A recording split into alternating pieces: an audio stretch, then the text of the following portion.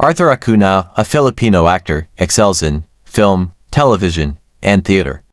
Known for his versatility, he gained acclaim in General Luna and Quezon's Game, showcasing his skill in portraying complex characters. Acuna excels in various genres, contributes to Philippine television, and actively engages in theater, showcasing his artistic versatility. Arthur Acuna advocates for social causes, raises awareness, supports initiatives, and impacts the Philippine entertainment industry positively.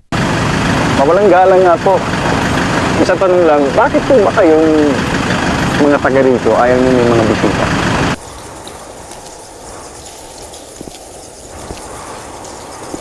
Mga 2,000 taong may kanya-kanyang pala, pikot, aserol para lang matupad ang unang bahagi ng plano.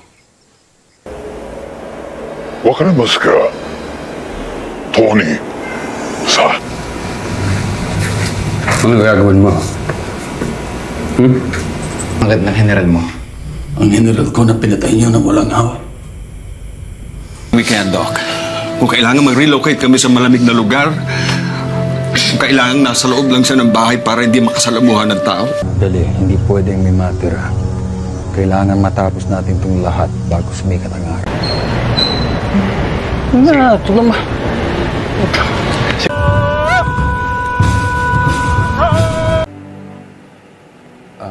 Para saan po, mga hari? I'll keep you all posted. Don't worry. Korte, bago pa man kayo ikasal, na naniniwala kang walang kakayanan si...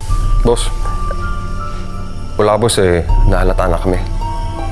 Ano bang plano niyo? So I want you not to worry, Joaquin, because I have a plan at alam ko kung paano magagawa. Tungkol sa gawin ito sa problema niya sa nanay niya. Came here to check on the boys. Dahil sinundan ka niya dito. Basta mukha mo. Mukha kang babaero. Opo, di po. Napakalaking operasyon na nabulilyaso dahil sa kapalpakan mo. Tara natin. Gusto ko makita.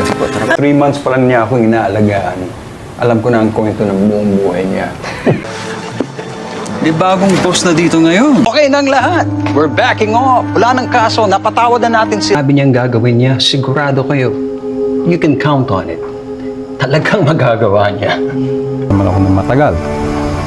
Kaya para mapatahan ko siya, sabi ko, paano ka kaya nagkaroon ng authentic cowboy hat mula sa Texas? For the company. She deserves to be on the board, Vlad. Haba ng bakasyon mo, siguro naman napag-isipan mo na mabuti ang buhay mo and especially your career. Just to be clear, Chiaro, Lawrence, the consigliere might want to meet me in a different location. Toto, you made the right decision at huwag ka mag-alala, ama mo. Okay? Pero yung ginawa niya dito sa Calabarzon City, yung